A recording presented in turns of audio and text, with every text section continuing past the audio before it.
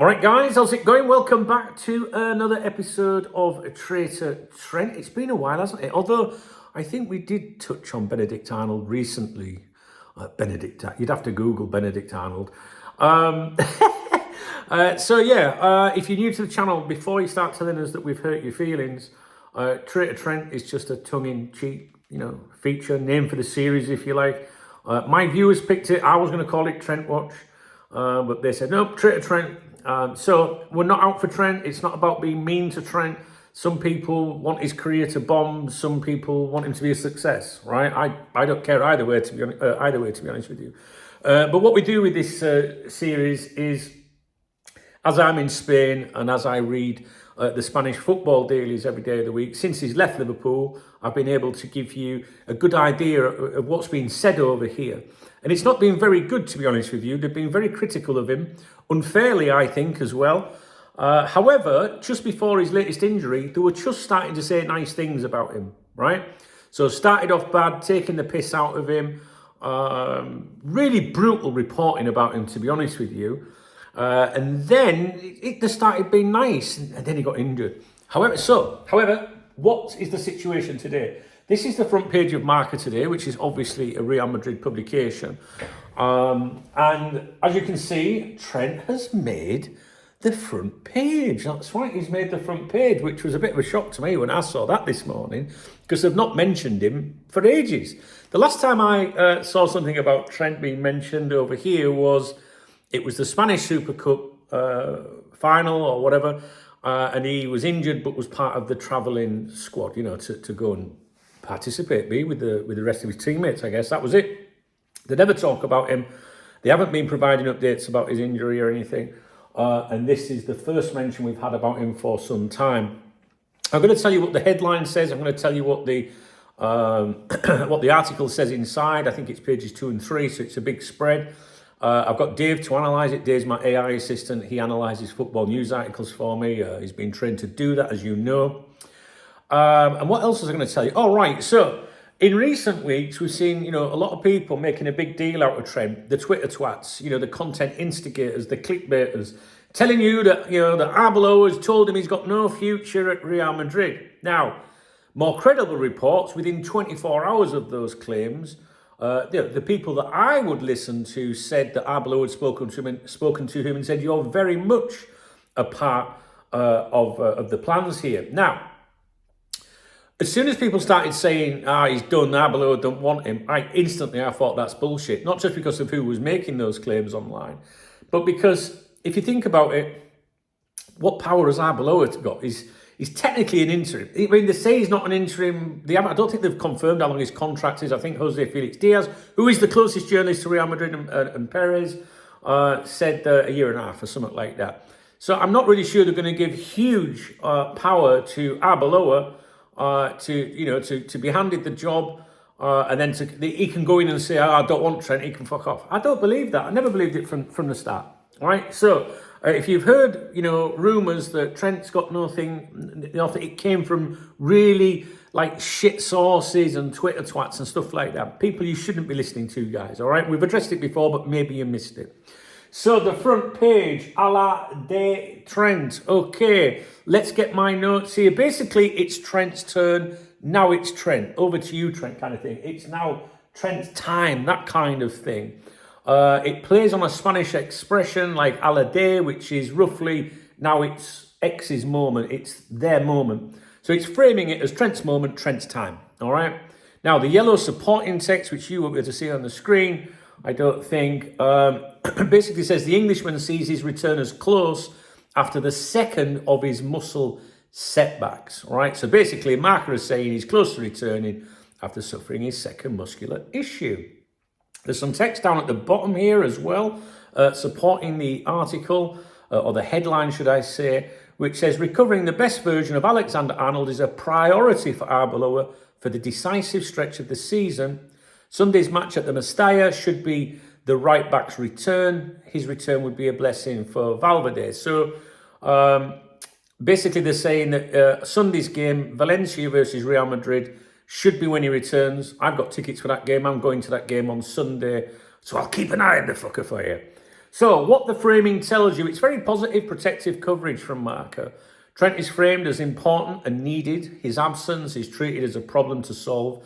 And his return is described as a priority, expected imminently, and a boost for Valverde.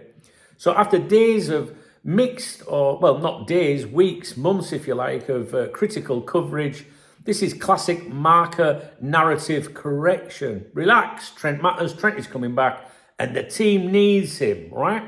So I just need to skip through here to the actual article, right? Which we will just go inside. Let's have a look. I don't know what you can see there, but as you can see, it's a two-page spread. Okay, let's see what it says. Summary and key points. So this is described by Dave as a rehabilitation piece.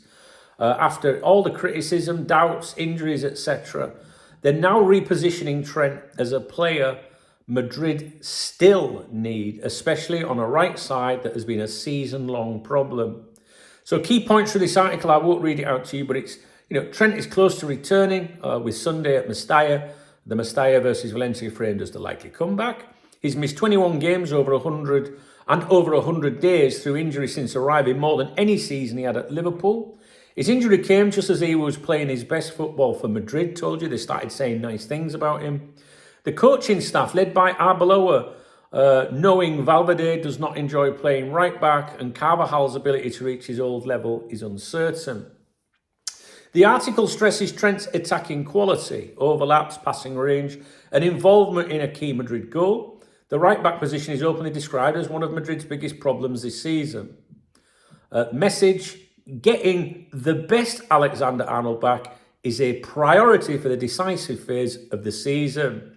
Tone-wise, this is protective, patient, and corrective, very different from the earlier timid, cold, insipid coverage that we've previously gone through here on Traitor Trent. Dave's take, future at Real Madrid, club messaging and subtext. Does Trent still have a future at Real Madrid? Now we're thinking, about what I told you at the beginning of this video. We're addressing the silly claims, of all he's done, they don't want him. From people with an agenda, people that want him to bomb, right? If you want him to bomb, no problem. I ain't got a problem with that. Even if I wanted him to bomb, I wouldn't have an agenda and try and spin everything to suit my feelings, right? So criticise him by all means, want him to fail by all means, if you're one of those people, but don't make things up, you know what I mean? So does Trent still have a future at Real Madrid? Yes, and this article strongly suggests he's expected to. This isn't a jury still out piece, it's closer to, we haven't seen him yet and we still need him. What's the real message? Well, Madrid's right-back situation is not solved. Valverde is a stopgap, not a solution. Carvajal is respected but physically uncertain, not getting any younger, obviously. Therefore, Madrid still need Trent to work. They need this signing to work, and that's the key. This is less about Trent defending himself and more about the club quietly saying, this signing hasn't failed. It just hasn't started yet. Is it club-aligned messaging? This is something that Dave always looks for in articles. Is this, is the club trying to get something out there? Do they want a message out there? Are they putting the pressure on, or what? Or trying to ease pressure? Is it club-assigned messaging? Yes, softly. There's no quotes from the club, but injury context is emphasised. His best moments are highlighted. Responsibility is shifted to timing, not talent. And the word priority is doing heavy lifting in this article. It reads like damage control plus expectation management, not coincidence. So the journalist that wrote this, I think it was Santiago Seguero, senior columnist, very experienced, not a reckless hot take merchant. He's not Jose Felix Diaz, Madrid's closest media ally, but he does not write against the grain of club messaging either. Think of him as credible, conservative, and someone who reflects shifts rather than creates them. When Seguero writes a piece like this, it usually means the internal mood around the player has stabilised, and that's important. I have the full translation. I don't think it's necessary to go through that with you, because at the end of the day, it's all going to be, basically what I've just covered in that summary. The last paragraph, without question, the right side of Madrid's defence has been one of the team's biggest problems this season, a situation that the Englishman's imminent return should begin to ease from the next match onward. And like I say, I'm due to be there on Sunday, all being well. It's a late game. It's going to be, I think it's a 9 o'clock kickoff in Valencia, and which means I'm not going to be back to the early hours. But hopefully on Monday, I'll be telling you about that. All right, so listen to me. I have got some very important videos coming up today. There's a mail stand one coming up for channel members, which is about Mo Salah and his agent. You will not want to miss that. It'll also be on the members' website.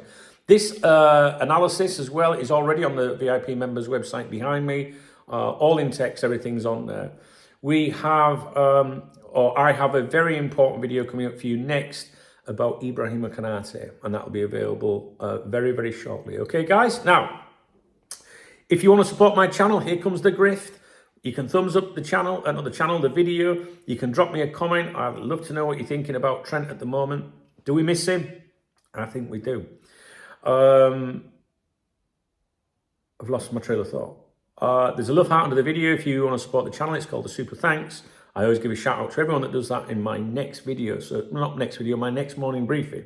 So if you thank me, let's not thank him. Well, it is. I'll give you a shout out in the morning. There are 3 links in the video description, PayPal Monzo and Revolut. Revolut's my beer kitty for Saturday. And I said in my morning briefing today, no one's got me a beer. Someone's got me a beer. There's one beer in there, at least one. All right, I'll tell you about that in the morning briefing tomorrow. And of course, you can join the channel if you want. You get football next to your name. Everyone can see you're a fucking legend next to you. You work walking with dunk. Nice one, man. All right, and I need my channel members, my peoples, swag.